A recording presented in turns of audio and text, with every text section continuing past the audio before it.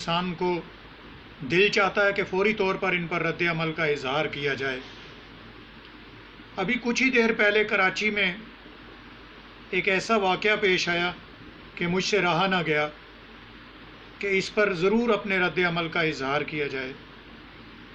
دیکھیے، کراچی میں امن و امان کا مسئلہ تو پہلے سے موجود ہے، لیکن بحیثیت قوم کچھ ہماری بھی ذمہ داریاں ہیں جنہیں شاید ہم پورا نہیں کر پا رہے۔ اسی کی وجہ سے ملک، قوم، کراچی تو کیا اور دوسرے بہت سے شہر بدامنی کا شکار ہیں۔ یہ واقعہ بھی بالکل اسی طرح سے ہے۔ ایک فیکٹری کا مالک بینک سے کچھ رقم لے کر باہر نکل رہا ہے تو ڈاکوؤں نے اس کا پیچھا کیا اور راستے میں اس کی گاڑی پر اس کو ڈرانے کے لیے 2 فائر کیے،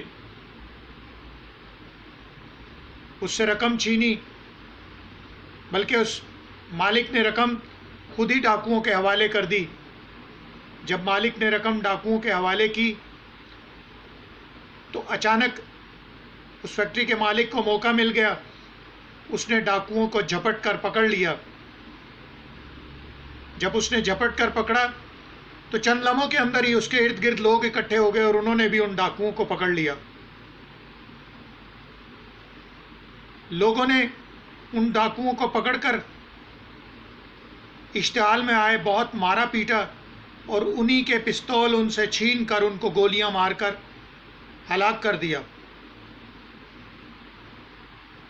اب یہاں دیکھیں، لگتا یہ ہے کہ لوگوں کا ایک ایگریشن ہے ڈاکوؤں کی اس حرکت کے خلاف، لیکن نہیں۔ میرا آپ کے سامنے آنے کا ایک واحد مقصد یہ تھا کہ میں آپ کو بتاؤں کہ ڈاکو ہی اس کے ذمہ دار نہیں ہیں۔